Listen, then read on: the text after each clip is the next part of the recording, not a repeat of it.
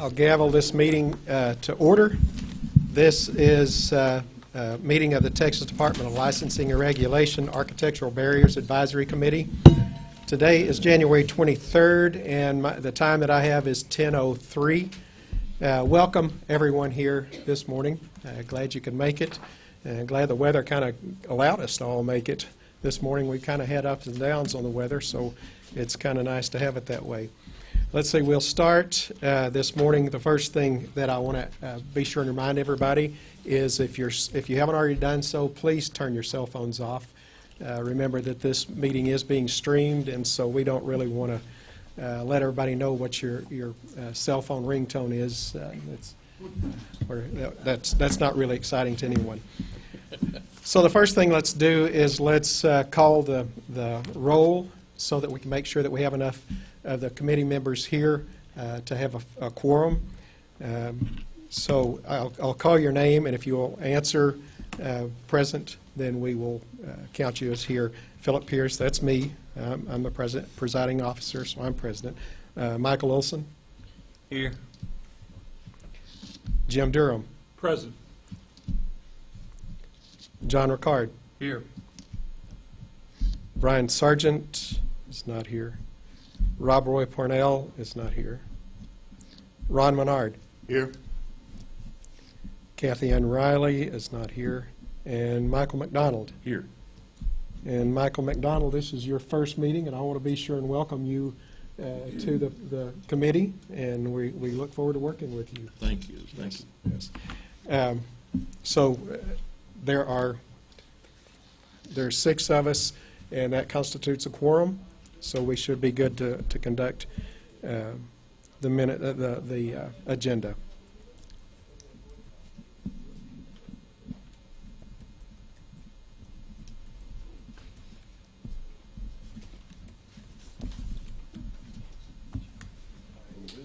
And now Rob Roy Parnell is here. I'll call your name and you can answer here. Rob Roy Parnell. Here. He's here. There we go. I advised Mr. Posey that I was running slightly behind schedule as usual. I have no idea what you're doing. I'm just trying to get back in your good graces, Bob. Good Okay, morning. so the next order that we have is approval of the minutes from the May 2nd, 2017 meeting. I think everyone's had an opportunity to review the minutes. Are there any additions or corrections that anyone has? Hearing none, do I hear a motion to approve the minutes? Move approval of the minutes. Second. The motion has been made and seconded to approve the minutes of the May 2nd, 2017 meeting. All in favor, say aye. Aye. All opposed, same sign.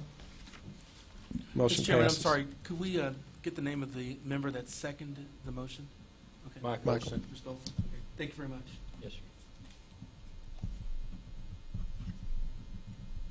sir. Okay. At this time, it's kind of our difficult thing that we're going to do, but I think it's appropriate at this to do. We're going to remember our colleague and a good friend, George Furay, who passed away last year, I think October 31st. He was an absolute champion of removal of architectural barriers.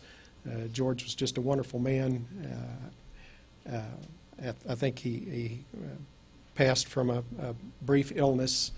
You know, I have to think that somewhere George is making sure that the running slopes are less than 5% to make way for those of us who will come after him. That's just the way he was. So if you will, join me in a few moments of silence as we think about our friend and colleague.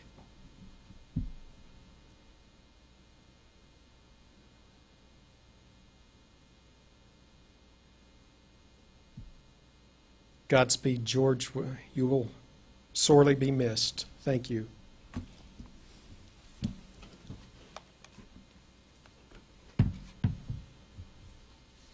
The next order of business is to have our staff reports. And one of the first one that we have on the agenda is, I'm sorry, the public comment is the next order of business. Sorry, I'm just about to skip over that. Let me give you a little bit of heads up, both for the committee and for the people in the audience, to make sure that everybody kind of is aware of the rules about public comment. This is an opportunity for the public to state their positions or their opinions about certain things that relate to architectural barriers removal. This is not an opportunity for the committee to engage in discussion or back and forth with the person making the presentation.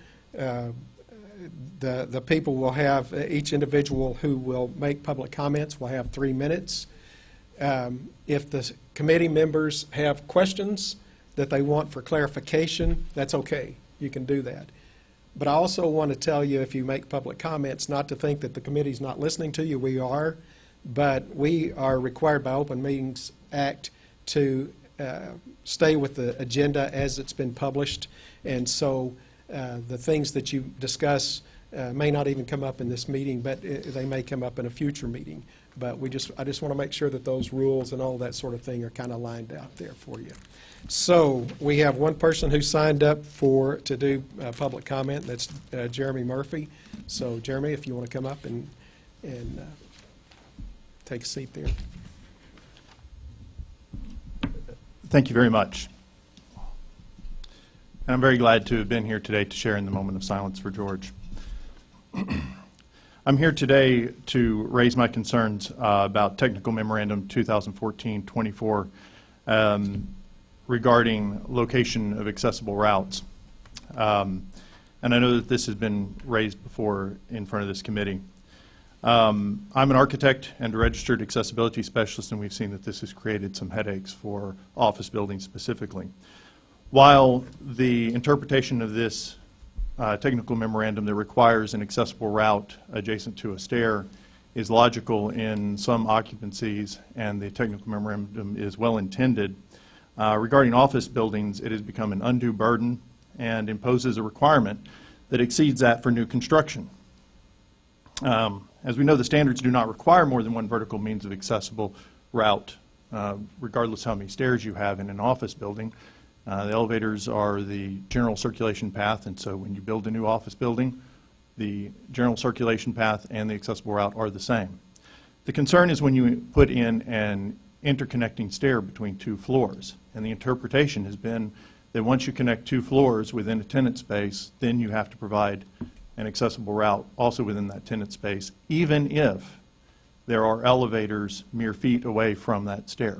The concern has been that if you have to leave the tent space, go out into an elevator lobby, and re-enter through a secure door, that somehow is a violation of the 201.1 requirement for time and distance separation, which I think is too subjective of a rule to apply to this type of condition.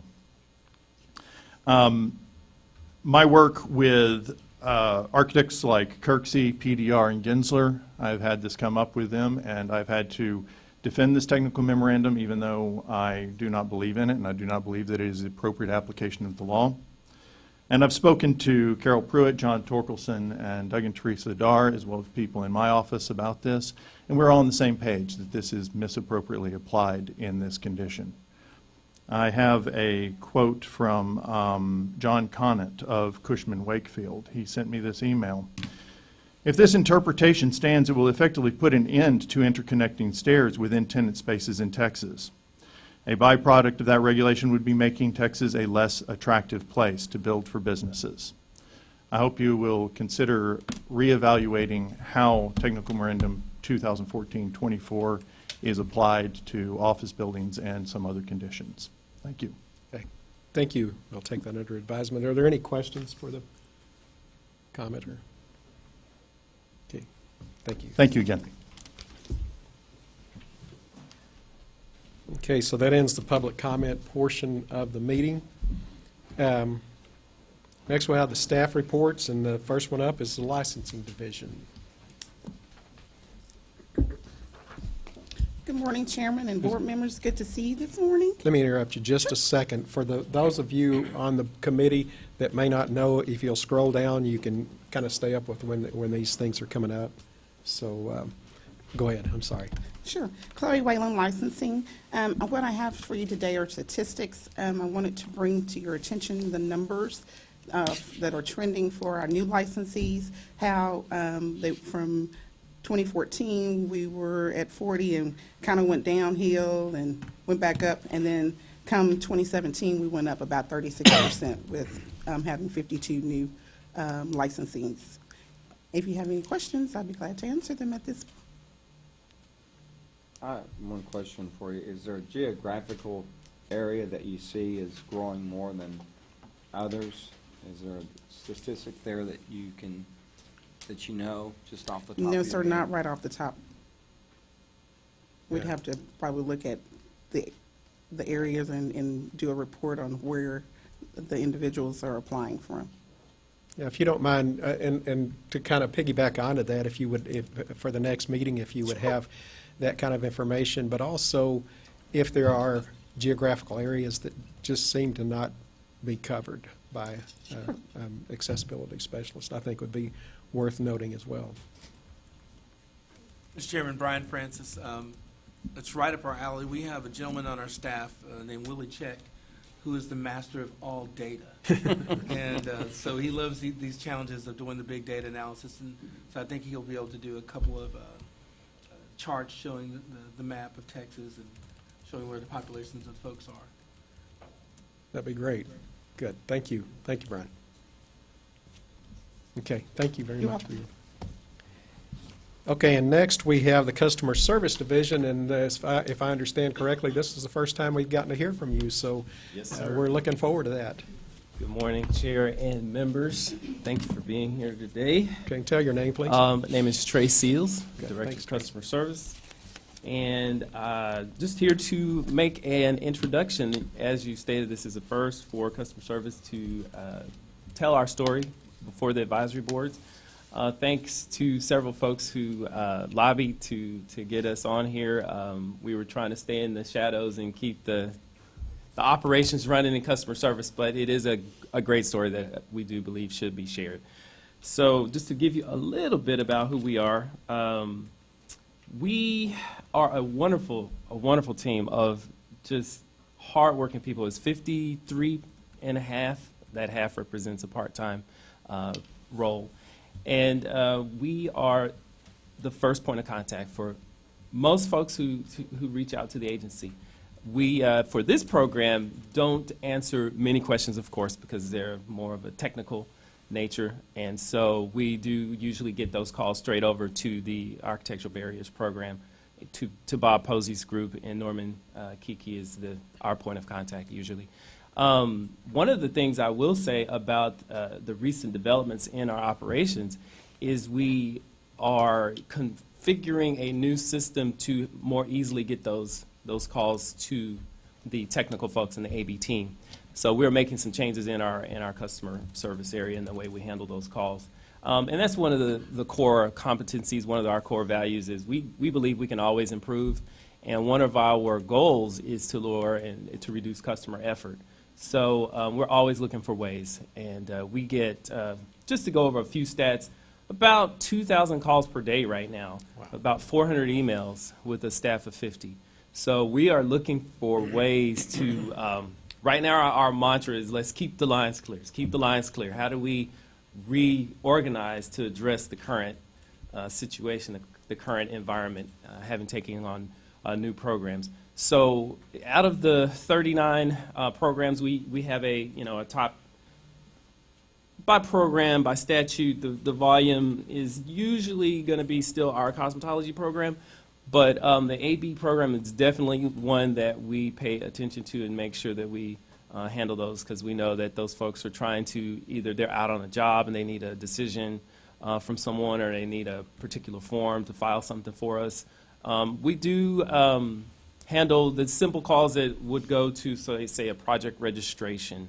We will help with folks with the website, really. So we're very fast-paced, as I said, and one of the things I'll leave with is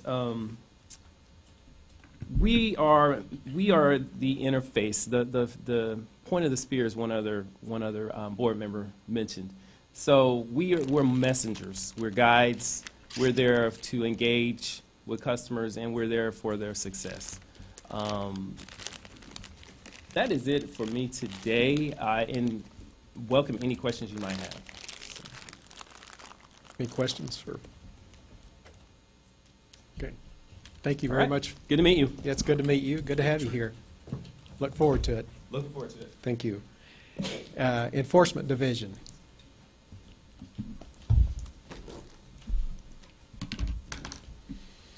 Good morning. Good morning. I'm Dawn Burton, prosecutor in the Enforcement Division, providing today's staff report. In the case highlights, there are 3 cases that involve late inspections, failure to schedule an inspection within 1 year of completion of construction. In 2 of those cases, CB Parkway Business Center and La Fama Real Estate Holdings, those respondents did not respond to the department. The department issued default orders for $2,000 in each case. CB Parkway paid the $2,000 in full. La Fama paid $1,500. In the 3rd late inspection case, Gordon Cornerstone Partners, the department and the respondent resolved that case by agreement, and the respondent paid the $750 in full. In the 4th case, Juan Gama, registered accessibility specialist, the respondent failed to transfer 17 project files to the department, despite repeated opportunities to do so. We actually settled that case. The respondent agreed to revocation of his registration. And in the final case, 5850, Sierra Holdings. yes. In that case, that respondent had a facility with 8 accessibility standards violations, and the department resolved that case with an agreement with the respondent for $4,000, which they paid in full, and corrected all violations promptly. Did you have any questions about the case highlights? Okay. In the statistics, there are 2 items that I'd like to bring your attention to. The first is the cases opened and the cases resolved. We've resolved a few more cases than were opened. We're able to reach some of our backlog cases. And the second item, if you look at the total penalties assessed and the total penalties collected, the percentage of penalties collected is 82.5+%, which is very good in this program. You can compare that to the overall department statistics and see that this program does very well. Did you have any questions about the statistics? And I'm available for any questions you may have. Okay. Very good. Thank you for your report. Thank you, Don. Okay, Education Examination Division.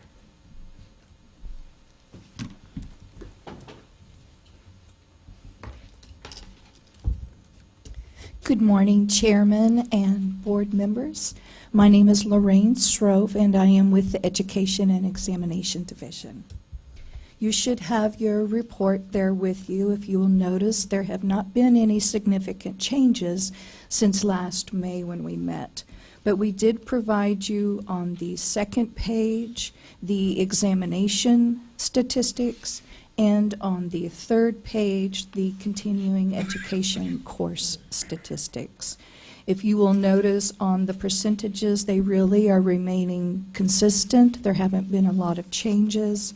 There is 70% so far for 2018, but if you'll notice, that's only for 3 months. And after you've reviewed that, if you have any questions for me, I would be glad to answer them. Otherwise, that concludes my report. Any questions? I have a question. Sure.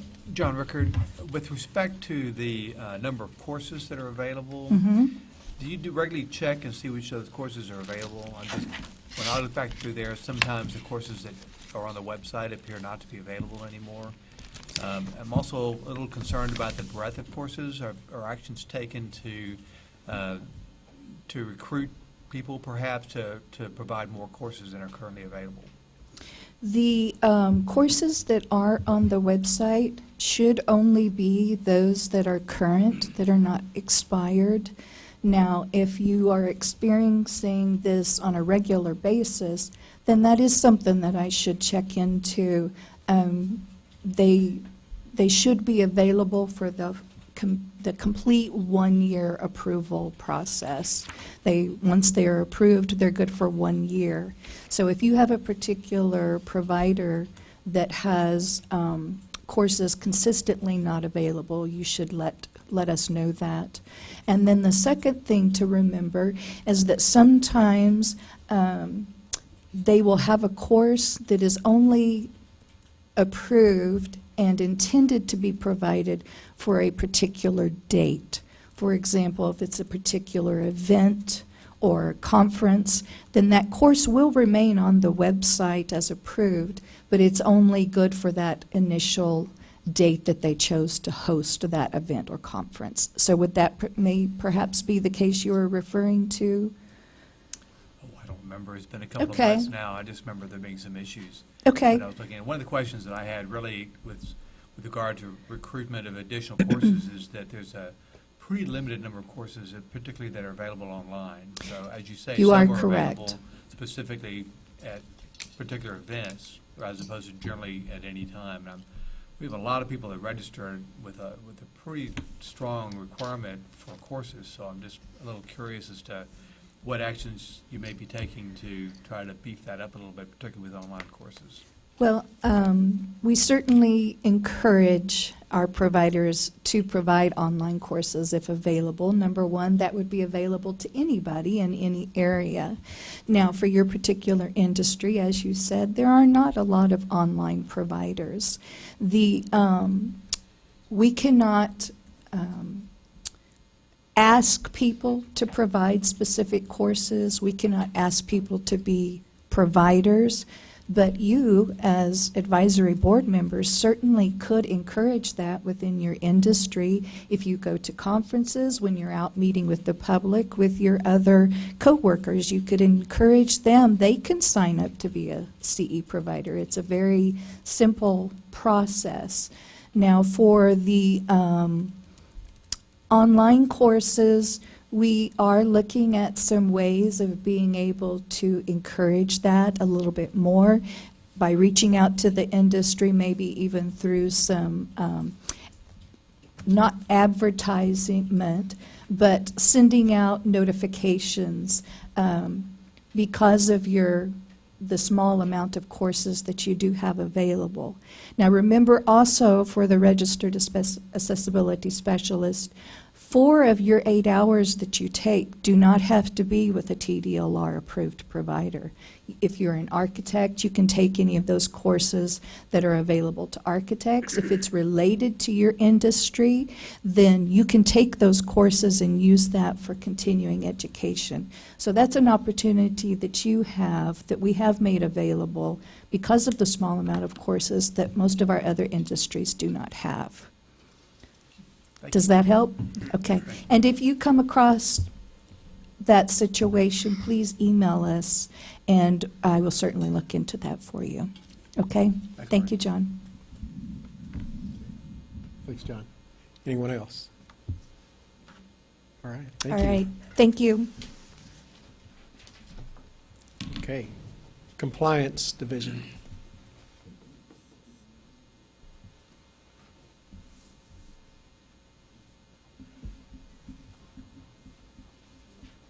Don't sit so far away. Yes, sir. You're going to be back. Chairman, board members, Robert Posey, Architectural Barriers Program Manager.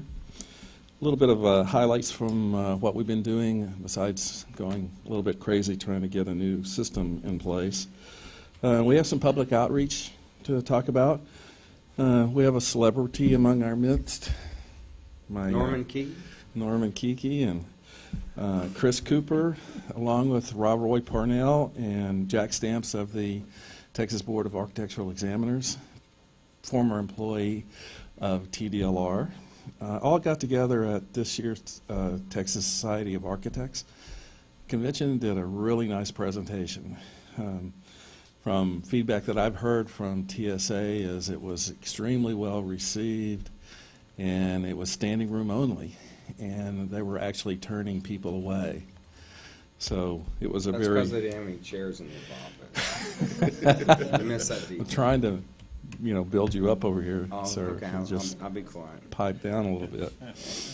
But it was a really great opportunity for us to visit with the design professionals and do something a little bit unique and differently. We talked a little bit about accessibility based on music, hence the professionals, Mr. Purnell there and his crew. We also have, since the rule changed, some people were a little bit concerned about, what was happening with the academy. Is the academy going away? I'm happy to say we haven't changed the number of times that we give the academy. We give it 4 times a year here in Texas, and we in conjunction with the Building Professionals Institute, Michael Olson's fame there, we provide 2 other additional academies, one in Arlington every summer and one in Houston that's going to be coming up in February. We're sold out. I mean, we've been asked at times to increase the number of academies that we give, so it's remaining very popular, and it doesn't really appear to be something that the RASs are using as a vehicle to get their continuing education. It's a lot of professionals that are out there, building managers. It's not just focused on RASs coming to attend it because it's the only thing they can do to get their CE units. We also had some that didn't make it into the meetings, but we had a reoccurring contact from the Texas State Technical College up in Waco. We did presentations there earlier. Norman and Chris Cooper did those, really letting those individuals in the building track know that there are opportunities out there for employment other than being a project manager. So we introduced the RAS programs to them, and they've since invited us back. Didn't make it into the meetings, but that'll happen in March. Staff updates. I only have one staff member, a longtime person that some of you may or may not know, is Mary Stribling. Retired. I believe she did that in November. We don't have any other new or retiring or moving on type staff. That's pretty much it. Projects. We have 3 work groups that are kind of on hold right now. The ProAg work group, we meaning TDLR, our staff anticipated a whole lot of feedback and questions and stuff from the community on public right-of-way projects, and we really have not had any. So we're kind of waiting to see what's happening with the feds, to see which direction they're really going to head in. Department of Justice has not done anything with this. The only people that have used it as their accessibility guideline is the Federal Highway Administration. So it's not across the board like you would think that it needs to be, but we're going to keep the work group on hold. We may need to visit that to see whether we need to take the lead in the state of Texas and create something that's easy for the municipalities to latch onto and use, that won't get them in trouble or us in trouble for any future federal monies that come down the pike. We're going to have a later on in this meeting. We'll have a presentation on the new online system that will be that's being developed for us right now in-house, and how that relates to RAS procedures, and it's going to be fun. So Stay tuned. yes. Statistics. We put the last quarter of fiscal year 2018, it's actually the first quarter, but the last 3 months to let you know what the activities are in-house. That's pretty much it. Specifically, if you have any questions, I'd be more than happy to try and explain. So welcome, new new board member McDonald. Thank you. Appreciate that. I have one, Mike Olson. You say here the summer seminars in Arlington. You might want to let everybody know it has moved. Yes. It is now in Irving. In Irving, thank you. Yes, we moved it over the summer. We moved it to a new location. And it's supposed to be even better. Yes, a whole lot better. Anyone else? Yes, go I ahead. have a question, Go ahead. Jim Durham. The variances Mhm. that are numbered here, how many of those were granted and how many None. of those were? I have no idea. I can get that breakdown for you if you'd like. Okay. Oh, we have it. Oh, wait. Okay.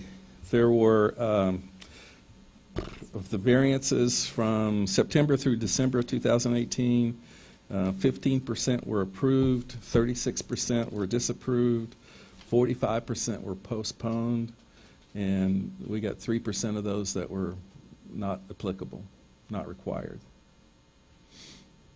So the actual numbers are 12 approved, 29 disapproved, 37 postponed, and 2 not required.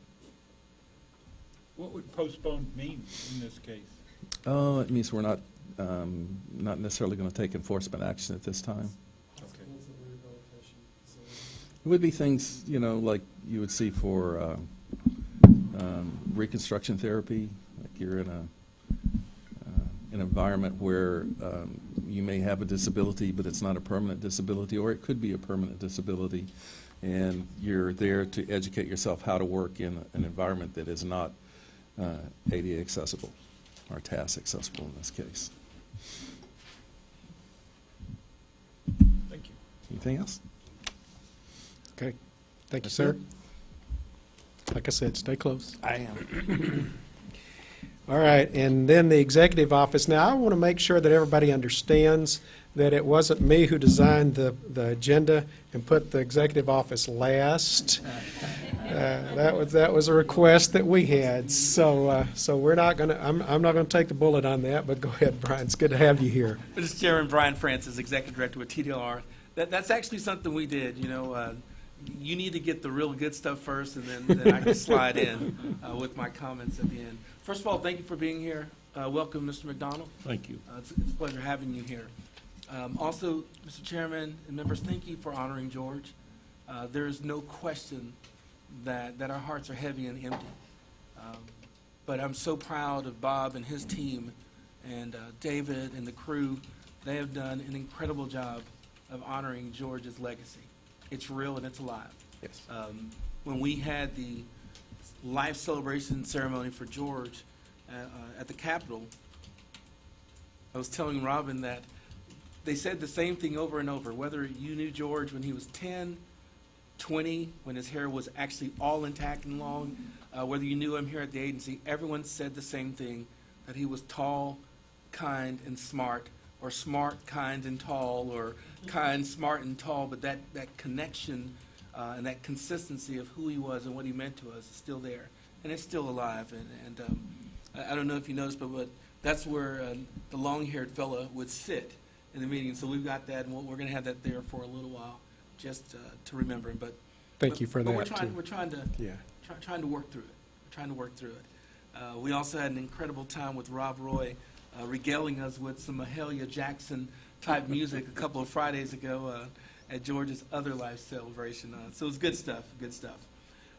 At You the weren't last, so bad yourself. well, I appreciate that. I appreciate that. Thank you, Ann. I appreciate that. And that's exactly what I was going for. No, I'm joking. Mr. Chairman, I think at your last meeting, you met Nick Boenis, who is our Chief of Staff. That's a change in our organizational structure. Carla James is our new Deputy Executive Director. They've been on board December of 15th, 2 years ago now. I'm the Executive Director, and the wheels have not fallen off completely. There's some nuts that are down on the street a little bit, but things are working out. It's been an exciting time and very challenging for the agency, and we're growing. We're getting smarter. One of the new additions to the presentations for all the advisory boards is bringing in the customer service function. I think it's important for the members and the industry and the professions that we regulate to hear and put a face to the first point of contact. A lot of the contacts for our programs come through the customer service group. I will tell you that the AB group and team is self-sufficient. I also caught some of Mr. Kiki's performance. He's been holding out on us. He's been holding out on us here, so we're going to have to change that.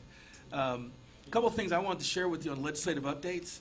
I think Nick told you what was going on, but the session hadn't concluded. But a couple of bills that have that little tangential impact. One is House Bill 100, and Rhonda's going to bring copies in there. That's the regulation of transportation network companies. That's Uber, Lyft, and those folks. They're now under TDLR's watch. So May 29th of 2017, the governor signed that bill, made it immediately effective, and so we started putting the infrastructure and the rules in place. And the connection is that there is a hearty, strong section that deals with accessibility in that statute. There are new provisions. There's a pilot program that has to be developed by every transportation network company. They have to report on that and provide that information to us on their disability accessibility as they've set their programs up. So that's something that has a connection with accessibility for our agency that we're working on. And I think we will probably bring you updates of that as we move forward. It's not directly in your purview, but to put it in front of you will help us become smarter in that process. Along those lines, Senate Bill 1051 by Senator Watson also deals with accessibility issues.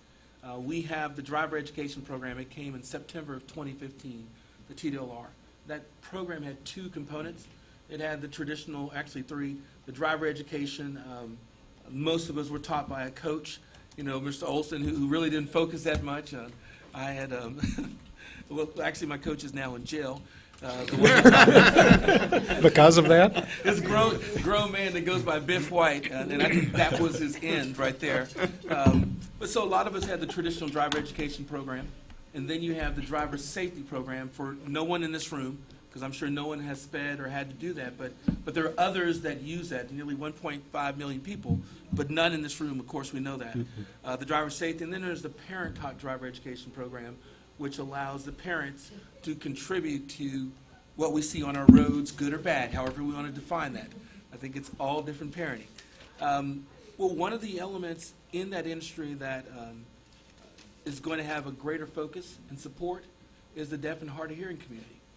You can imagine that if you had one youngster in Idalou, Texas, that was deaf and hard of hearing, their primary opportunity to get an education program or driver education program was either come all the way to Austin to Texas Schools for Deaf, or maybe learn with somebody in that community.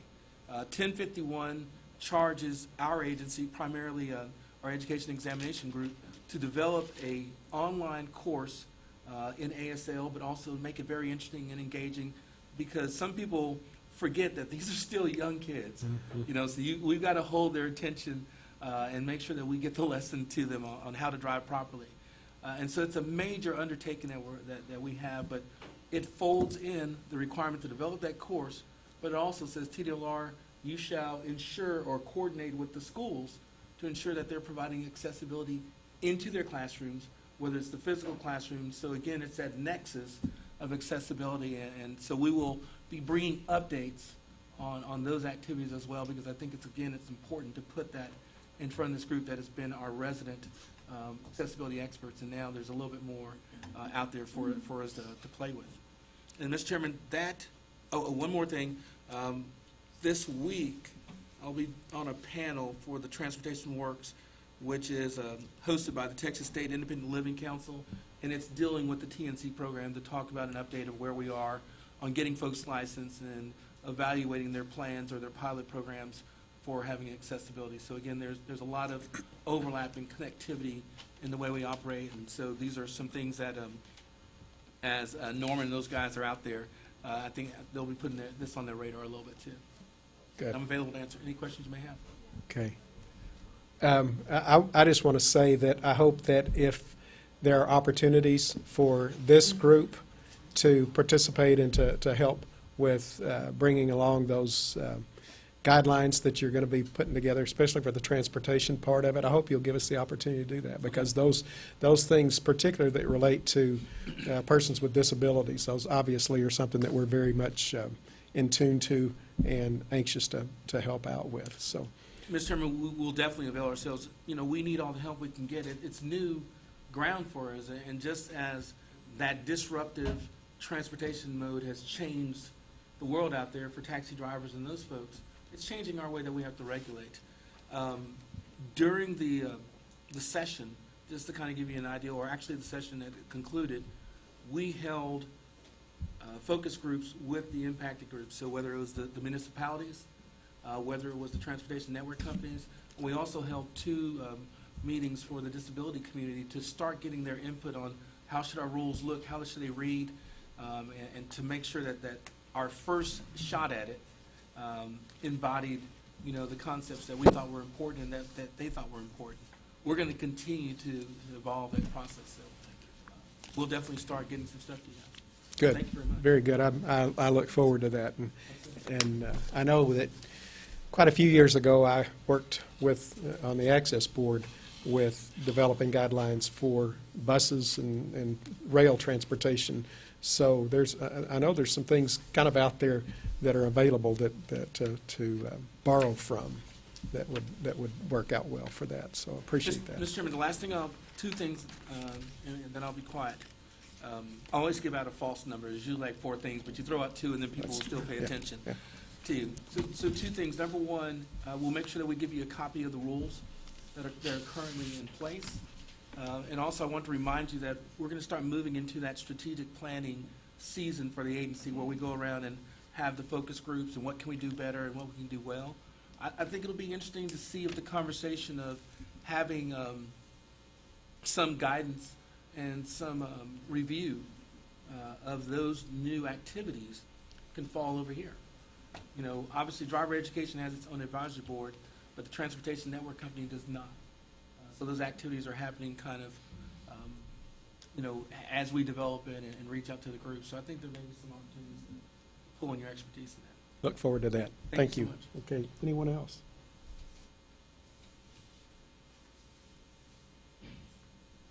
Okay. Thank you, Mr. Brian. Thank you, Brian. Okay, so now we're going to move into the reports from the work groups, and I think this is going to be fairly brief, but we'll throw it out there anyway. So the Rules and Tech Memoranda Group. On hold. We have no new technical memorandum. The rules happen every 2 years at best, so that work group is currently on hold, unless you have an assignment. Yeah, well, and I appreciated the comments that Mr. Murphy made earlier, and so we may want to have that group take that up and have some discussion about it and be able to come back on a future agenda, have that as a point of discussion for the committee as a whole. Everybody okay with that? Okay. Anything else? Okay, and I do want to say that, and we kind of talked about it a little bit earlier, but I want to bring it up for the committee as a whole. We kind of said, well, okay, we really don't have any pressing needs in the rules and tech memoranda area, so do we want to kind of let this group kind of go into dormancy and that sort of thing? But I'm not really in favor of that, because you never do know when these things are going to crop up all of a sudden, and to have that work group that's immediately available to be able to take these things and to review possible memoranda before they come out, I think is very valuable. So I appreciate those of you who are serving on that work group, and we're just going to keep it kind of there and do this one thing, but then also we just kind of be ready to take on challenges as they come up, because needless to say, they do come up. So appreciate that. Okay, for the procedures for the RAS procedures. Those, that work group is going to be activated in the very near future. we can't really, we can't feel comfortable releasing a set of even draft procedures, which is what these will be, to anyone, including ourselves in-house, until we get a little bit more into the new tab system and how that works. Because this new set of procedures coming out, it's basically, it's not only a set of procedures for the RASs to do the continued work that you would normally be doing, but it's how to do it. And if we can't tell you how to do it, because we don't know yet, because the program is under development as we speak, the timing of this board is, in one respect, perfect and a little early at the same time. But I anticipate us getting that out to a work group fairly soon, and then after that, out to the general population to get feedback before we drop the hammer and say this is the way we're going to do it. So you're suggesting that the horse does have to come before the cart? I'm trying very, Okay. very hard not to let that happen. All right. But I don't want to upset anything, but this is just one of those real touchy things that we've never done anything this precedented before. This is huge. This is, and there's a lot of moving parts to it. Yeah. And they're moving pretty quickly. We're on the downhill side of this. Yeah. We'll hear about that, and that is a topic. It'll definitely that be everything's- something to discuss at the next meeting on this line. Very good. Okay. All right. Anybody else have anything for the, Do you have a target date at this point, Bob, for the, We have a presentation and its own tab a little bit later on. excellent. No, For the no horse. looking ahead, sir. all right, and about public rights-of-way guide? Public right-of-way kind of hit us surprisingly. We felt like we were going to get hammered with this. You know, a lot of people didn't really know what was going on or how PROAG was going to affect us here on a state level, and we've had almost no, I mean, we've had questions about it, but not so much. It appears TxDOT has handled that very well with their federal counterparts and the federal funding that goes along with it. I don't want to disband this committee because, work group, because I think things are going to come out of the woodwork now that, infrastructure is taking a look differently across state lines. A lot of the federal projects probably didn't have a pedestrian component attached. I mean, there's whose guess is the best guess is how we handle this. But like the work group for the technical memorandum, let's keep you guys in place. If we run into something, I can't even get positive discussion from the Department of Justice on the federal level about this subject. So I don't want to make any changes or don't want to suggest any changes be made here in Texas that are going to adversely affect the nation.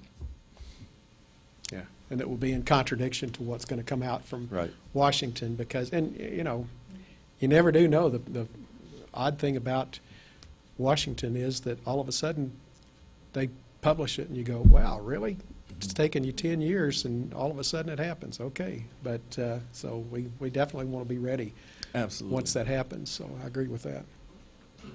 Anybody else? Okay, all right. Thank you. Well, stay there. Let's have the presentation of the architectural barrier system. I would like to invite our SDS group, Teresa Alvarez. You want to sit on this side?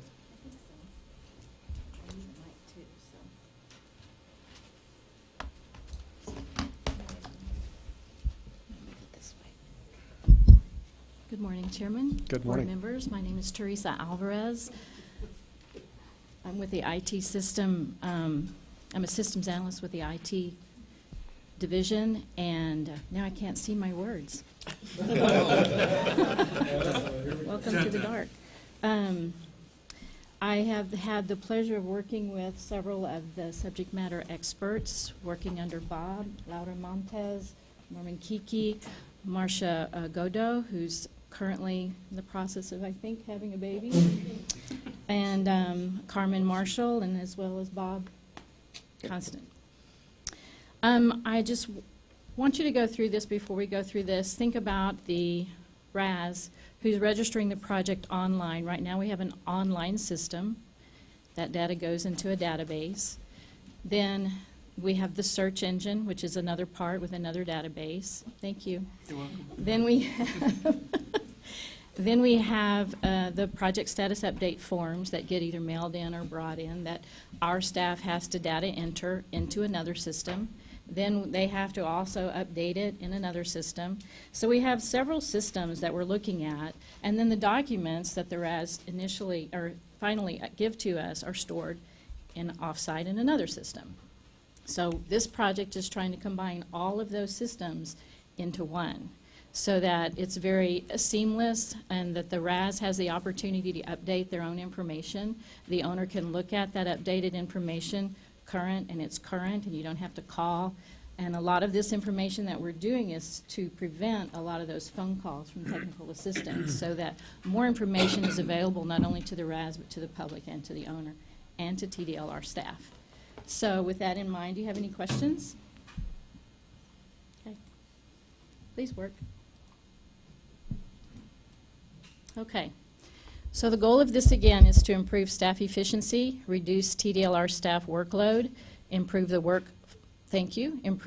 process flow, and give the RAS and owner access so that the RAS can make inquiries to the AB project status as well as provide updates themselves, rather than having the PSUs go back and forth the way they do now. How many do you have per week or per day? 700? Hundreds? To 7, yeah. Okay. We also need to reduce the risk of having the system on old, outdated technology. I'm sure you've heard of the HP 3000 that we try to kickstart every day. But it has been good to us. It's been a good system, but we need to make sure that our system is stable. So we're going to replace the project status update form. We're going to display accurate status of AB projects for not only our owners and RASs, but also the public. Send notifications for deadlines that happen or things that are overdue to not only the RASs, but the owners and TDLR staff. Reduce the number of forms, allow data entry of the PSU by the RAS itself, and link those AB files or projects with specific RASs, so only RASs can update the information that they are linked to in their own projects. And then seamless upload of AB file documents so that they don't have to carry those documents around with them. They can actually log into the system and look at those documents online. So with the project login, this is kind of new to TDLR because we're going to have an external login that's very secure. And so we're also developing that system so that we can log in with emails, register new users, and have them the same systems you have with your bank and things like that. So it's a seamless system. Now, if the RAS is creating a TABS account, they're going to have to enter their RAS license number because we're going to verify that number that they're an active user.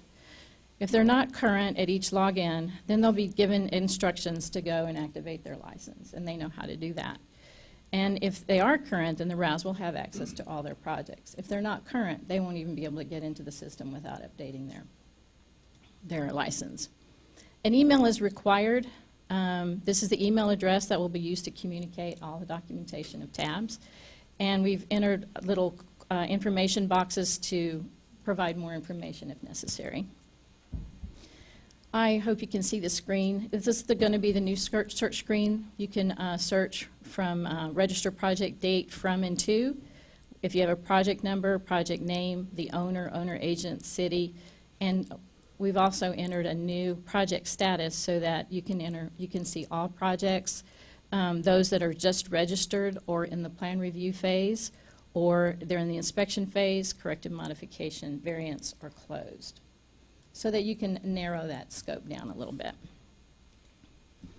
It's the same project information that you see now when you search for a project. It'll be updated so that it'll be current. And then you can just go on and register a project as you do now. You'll have the same information as you do now, but it'll be on a different system. We've also decided, and we'll tell the public, that state leases are not going to be registered online at this time, so we'll give them a link for the form and instructions on how to do that. And then if you continue registration, it's the same as we have right now. You can pick your project if it's incomplete or start a new project. And then, as you know, if it's less than 50,000, we'll divert them to a different screen so that they will have that information. And we've added a new radio button. If the project is for a state lease, if they say yes, we'll divert them to another screen so that they can get that information. If it's greater than 50,000, we'll go on and have them pick their RAS, and that RAS and information will be populated on the next screen. And it's similar to what we have now. We did take out the state lease from this drop-down for type of funds. If it is on private land, then we ask them to provide if it's provided by a tenant. And we've also are going to allow TDLR staff only to register special projects.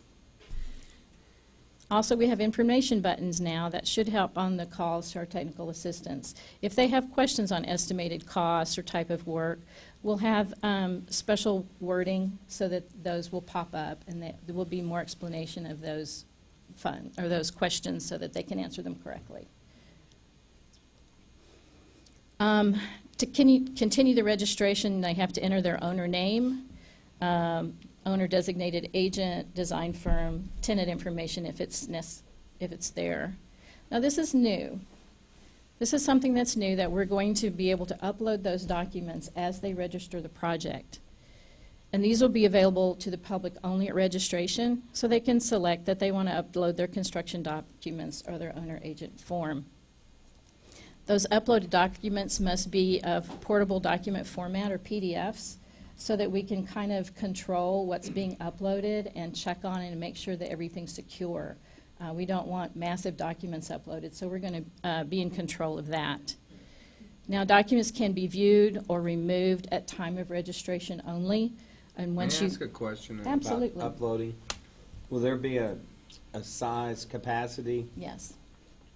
Yes, we're in discussions with Bob and the other architects about some of those CAD drawings might be up to 40 megabytes or long, and that's huge. And so at the end of the project, we might require that those documents are later in the project get uploaded so we know specifically what. We could also, we're also looking at, is it, and we'll be working with the RAS community to make a final determination on how this wants to work or needs to work, but it might be beneficial. We might find it's beneficial for the architects to send the drawings to the RAS and then have the RAS upload only the pertinent drawings. So we don't know how many 50 to 150 megabyte projects there are out there and how many 2 to 5 megabyte projects there are out there. We just don't know yet. We're in the process of learning this. Because currently, the rule says that you're responsible for holding on to information documents that are relative to the comments of the review. So it would be probably applicable just to dissect that and pull, dissect that information and pull that out. We're working on it. Very good. The other thing that got this project started in the first place was actually storing those documents off-site, and so limiting those documents or having them stored in the cloud is much easier for us. So. Okay, so once the screen is closed, then uploads are not allowed by public users. They would have to be uploaded by the RAS. Then they can, let's see, I'm sorry.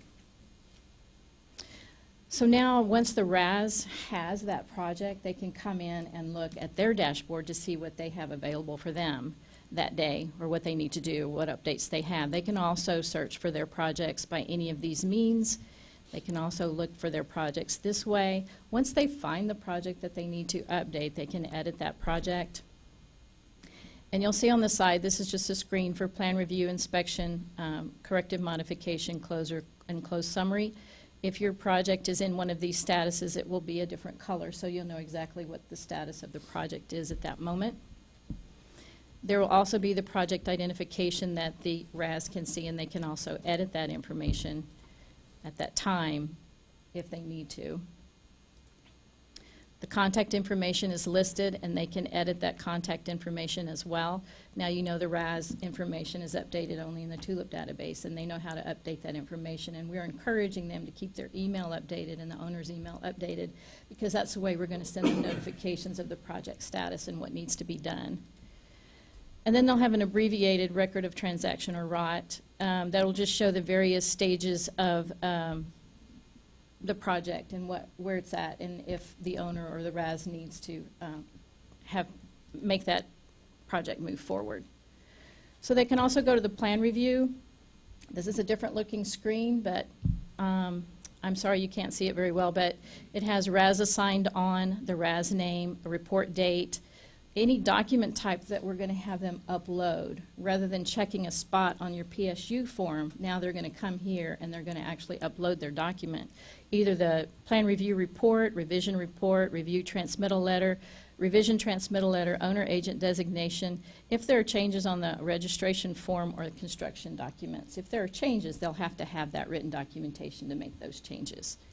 And that goes in the document type. Then they have an area to make any comments they might have relating to any of the documents that they've uploaded. There's also going to be a history of all the actions that happened, all the uploaded documents. You can again view any of those documents or remove them at that time. If you go back, you can now click on inspection, and the inspection will come up. Excuse me, Teresa. Yes, sir. It's Brian. So when they do the, each time they do a transaction for uploading those documents, is that comment field discrete for each of those different transactions? Yes, sir. Okay. Thank Yes. And a date that they were uploaded. There's many fields that are related to that one transaction. Yeah. Mm-hmm. All right, so for the inspection, it's very similar. All of these phases are going to be similar because on the PSU itself, it's simply checking a box with a date. So this is just checking a box and then sending the form up to you rather than keeping it in the file. So that would be the inspection report, the transmittal letter, and the proof of inspection. We're also going to ask for the report date and the proof of inspection date. We're going to list those out for you. And again, it's just the same for each screen. Each one has specific documents that are uploaded with their own date and historical information. All these PDFs are available on our website, and all of the forms. And I have one more for the closed summary. Closure. We'll have a notification received date as well as any closure comments. The reasons for closure will be these: reasons, canceled, exempt per rule, etc. And then the closure documents can be uploaded. Now, once they agree, this is a checkbox, and once they check this box and agree that they're closing the project, when they hit save, they will no longer have access to this project to do any more updates. So in each phase of the project, when the project is finally closed, they will not have access to the project any longer. You're talking about the RAS. The RAS, right. Teresa, have we built in the doomsday warnings that are associated with that? Yes. Clicking this box means Yes. X, and then it takes you to another screen and say, if you click it, your child's third toe will Yes. turn, And not quite like Not that, that but yet? yeah, Okay, a little okay. bit more politically correct. Probably not in the budget. Yeah, Probably not in the yeah, budget. yeah, Probably not in the yeah, budget. but yes. All right. Now, when a RAS is assigned at time of registration, they may not accept that. They might be busy or have other projects, or it's out of their range. So we do have a process that they can decline it. The owner will be able to log back in and choose another RAS, and again, that next RAS will be notified, and if he chooses to, he can accept the project or not. What we're trying to do is make sure that a single RAS is linked to a single project, and only that one RAS can call up those projects, open the projects, makes edits, and save and upload documents to that project. Only they can view that project, as well as TDLR staff, so that there aren't RASs messing with other people's projects, basically. So can I ask you a question real quick? So you have an ability for the RAS to decline the project. So the thing I see most often, though, is projects are registered, plans are sent, but no payment. And so the RAS, rather than declining it, simply waits, and maybe it does, and maybe it does not get paid. You have a method of addressing that in there? What'd you put that over here for? This is a new scenario. Well, beta testing will round some of the rough edges, but basically it's the same thing that you do now. You know, you can pick a RAS, a number to input the RAS in. The RAS still has to accept the project. So rather than us get into the day-to-day business of the RAS, just don't accept the project. You decline the project, because you haven't been paid for it, and the owner chooses you the second time around after you receive the payment. That's between you and your client. We don't want to get involved in that. We just want to make sure that the RAS, a project gets assigned to a RAS. And we don't want to stuff it down your throat. You have free will. You can decide, I don't want to do this. And only the owner or TDLR can change who the Correct. RAS is for a specific project. Well, the design professional can. Well, Whoever yeah. registered the project. Right. Okay. Whoever has. Designated agent can do it. Mhm. That's why we do beta testing. Yeah, whoever has login access to that project can make that change. Okay. And we may have to put in notifications if it's up to 5 times where the RAS has rejected the project. TDLR needs to take action with the owner and make sure, something like that, so that we can beta testing. Okay. So the RAS will log back in. The new RAS will log in to accept the project. He'll respond to the transfer request. We'll have a little transfer button somewhere so that they can go and they can respond to the transfer request. So he'll log in, he'll provide the tabs number up here, and then he'll be able to review the comments from the previous RAS or the owner and view the written request, and then he can accept or reject according to comments. Now, if he rejects, he's going to have to enter comments. We won't let him say without entering those so that we know the reason for the rejection, and then send the response. Between projects, between plan review and inspection, if they need to transfer the project, there'll be a way for them to do that as well. They will just go to this screen and provide the information, upload the written request, and then the RAS TDL owner and TDLR will be notified. Now, something new that we've discussed is that if a RAS chooses to work on projects with another RAS, then the project can be shared. So we'll share the project now, and we'll have to say what it's for and who the RAS is, and then the one that's shared with will have to respond and share. This is a way for us to link that same project to another RAS so that they can have access to it as well. So that's one of the issues that had been going around, and we needed to address it here. Okay, any questions about any screens you want to go over? You okay with what we've got so far? It's a new concept. We'll see beta testing. We'll see how it goes. Sorry? No. Okay. All right, the timeline is very small, so what I'm going to do is make it bigger for you.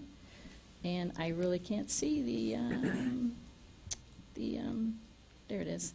Okay, so in January, what we're hoping to do, and also realize that the business team has a lot of work to do too still. It's not just on the IT side, but they still have to develop the FAQs and get the RAS procedures complete and draft the procedures to the advisory work group.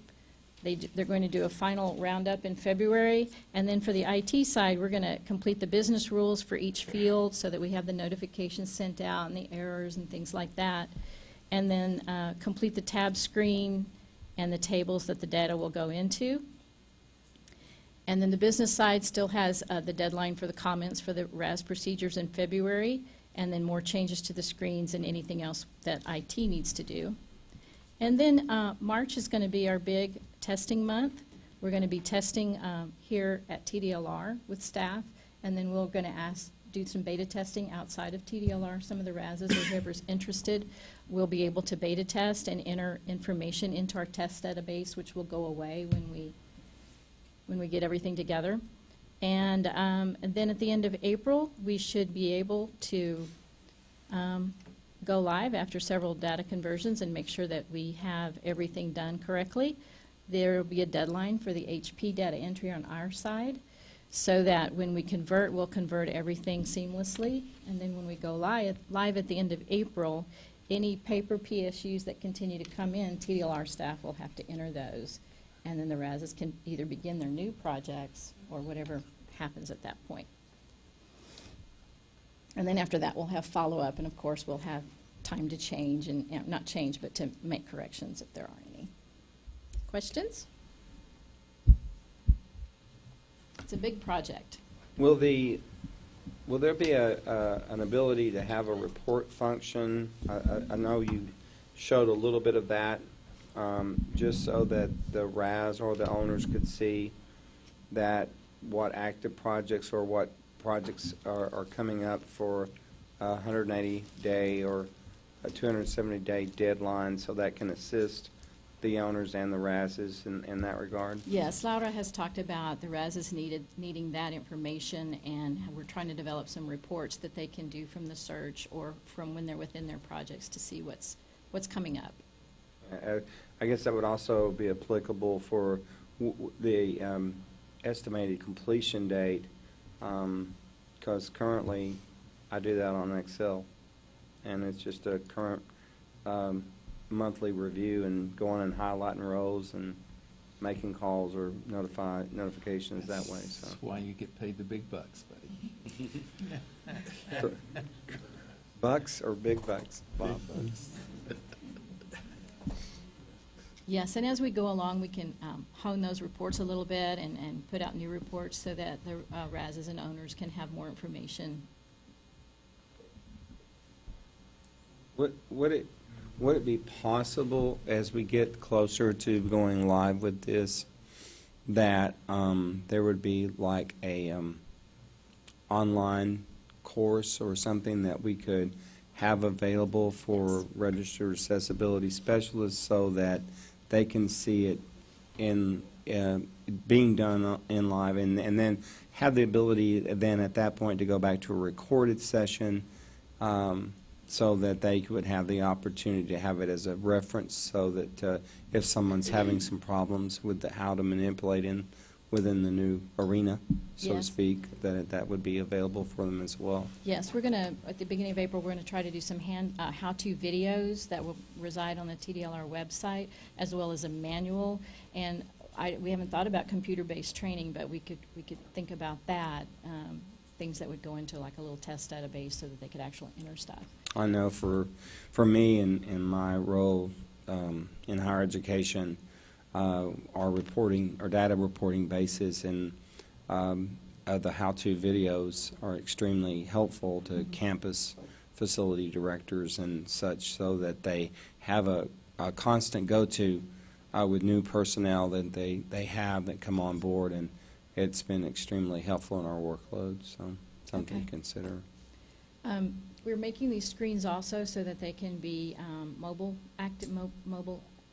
available.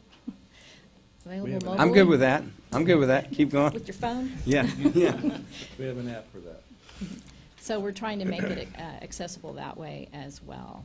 And so yes, we are looking into that and making sure that everyone will know how to use it. Not necessarily the process, but how to use the system. Yes. Mhm. Well, I just a general comment, long time coming. Thank you, Brian Francis, for getting this executed. This Hey, is, I promised it 10 years ago, and I have not let you down. you know, you've kept your word. I appreciate it, but I think it's going to be very helpful for you as an agency. I think it's going to be very helpful for the RAS community to quit licking stamps. As I used to tell Brian, I'm tired of licking stamps and licking envelopes and sending you something in the mail. And then you guys having to open it. The cost, I think just the overall administrative cost to the agency will be of great benefit and a tremendous efficiency for the agency itself and this particular division to really focus on betterment, as we've talked about, and refinement and helping the public, helping, at the end of the day, this is about developing facilities that don't prejudice the use by anyone. And that's the real heart of what happens here, not about postage stamps and licking envelopes. And I'm very excited to see this. Thanks. Yes, a lot of distance has been made, and you talked about that it was kind of early, but really the right timing, and I think it's absolutely the right timing that we get a chance to see this. I'm guessing that you guys will probably make a presentation later this month for the Accessibility Specialist Conference. Yes or no, or no? Really? Wow, I would think that that would be one that would, Only reason I say that is because we're not invited. okay, Not throwing anyone under the bus, but All right. their agenda is already set. yeah, So, okay. Well, I'm and not, for us gonna- to try and put something together in a week, it's pretty close. besides this Pretty tight. presentation, Yeah. I mean, it's Well, just, this presentation would be a pretty good one, I would This think. one's but- fantastic. Yes, it is very good, and I think that one of the other things that I want to be sure and point out about it is, while we really appreciate the timeline that you put up there, I think that everyone would agree that the more important thing, and not 10 years from now, but the more important thing is that we get it done right when you get it done. Absolutely. So that it rolls out and it's, you don't wind up with the headaches and bottlenecks and things like that so often whenever people get in a rush about putting out systems like this that you run into. And I think that you guys are doing it the right way, and beta testing and all those sorts of things, I think that's really critical, and I applaud you for that. So, Mr. Chairman, Brian Francis, a couple things. I just want to commend Teresa. Her boss is back there, Jody. She's one of the new talents that we brought in our agency.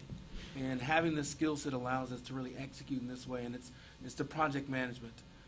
She probably was not aware of the concept of registered accessibility specialist before this project. I think she did one more before it. But you could hear how knowledgeable she was and how the system works. And that's going to translate to the folks who have been doing it a very manual way, but also the new people that will be coming in. It's going to be that intuitive. And the staff and Bob and his team have done a fantastic job to anticipate all the things. Bob is Bob, and it's spelled the same way either direction, B-O-B and B-O-B.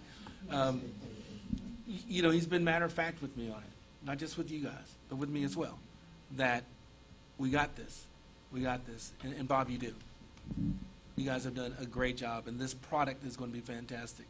I've asked Mary to reach out to Sharice, who's actually doing the technology for the meeting right now, to see if, and Teresa may have to put you on the spot, to see if we can do a quick video of just this presentation and showing with her voiceover and have that available on the webpage, because it's a shame the room isn't full for people to hear it. I think it would ease a lot of concerns about what's in the black box.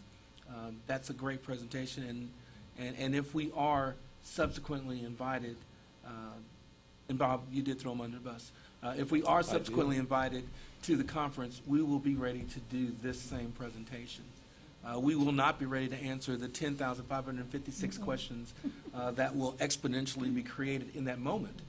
Because I've been to a couple of the conferences, and they are an inquisitive group. But this presentation, I think, would go a long way in saying, okay, this process, it's got more than just a concept. It's really moving forward. So. yes. Tricia did a great job. Yeah, Well, I give credit to the SMEs, too. Absolutely. I know the SMEs are the experts, and Laura and them know. I love them. They were constantly, not that way, say this, that's spelled wrong, do this, so, yeah. Yeah, I was that's actually getting nervous about that. They kept changing it. that's been requested, a regular request, and so I applaud you for taking the action and moving forward with this. It's been a long time coming, but I think it's going together very well, and particularly the idea that you can access it on your mobile devices. That's going to be what it basically says is we're going to kind of try to stay up with the technology, as much as we possibly can at the time, and still get the thing out in a timely manner, and that's to be applauded. So that's all that I have on that. Anybody else want to make any comment or? All right. Well, thank you very much. That's exciting news for us. Yes, sir. Thank you for your time. And it also kind of drives home the reason that the registered accessibility specialist procedures weren't discussed earlier, because there's no use going in and redoing the procedures on an old system that's about to be all completely outdated and It will disappear. changed. Yeah, it will disappear, and so there's no reason for that. So appreciate that very much. All right. That is the last of the active agenda items that we have on for today. We have a request for recommendations for future agenda items. I think, again, we will come back and kind of see where this tabs system has, where we are with that. I think, again, we'll look for updates from the work groups. We have one assignment for the technical memoranda group. And so, but I think we may actually have some movement in those other ones as well. There's at least a possibility of that. So I think those are two of the future agenda items.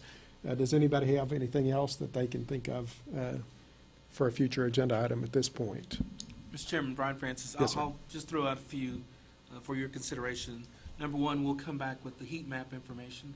We'll even provide that in the interim. When we get that, we'll get it to the members, but making that part of the presentation showing where the RASs are and where the projects are, I think Great. will be invaluable. The other thing is keep in mind with the tabs going live, so we will have undergone the development of the RAS procedures with the beta testing group. That's reporting in of itself. It will have gone live by the next meeting.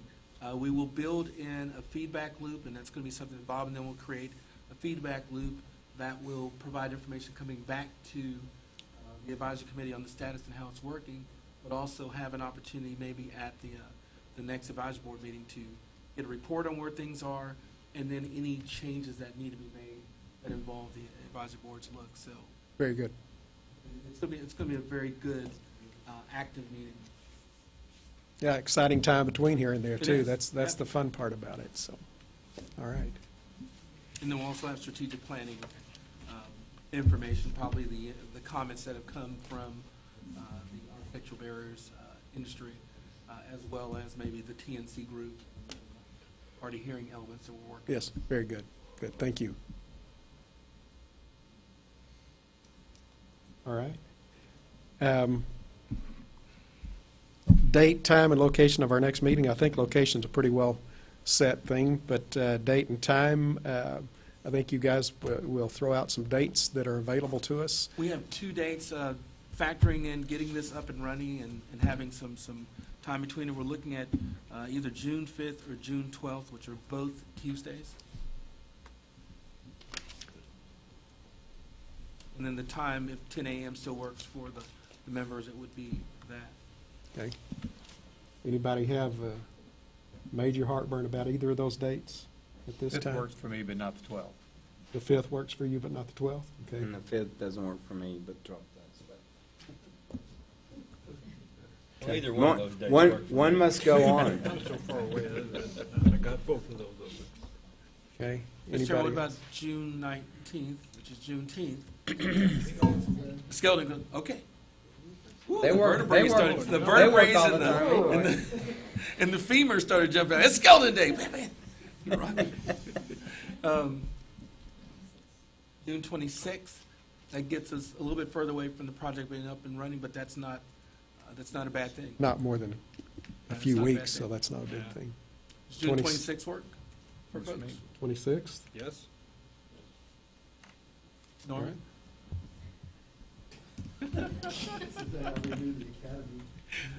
Is it?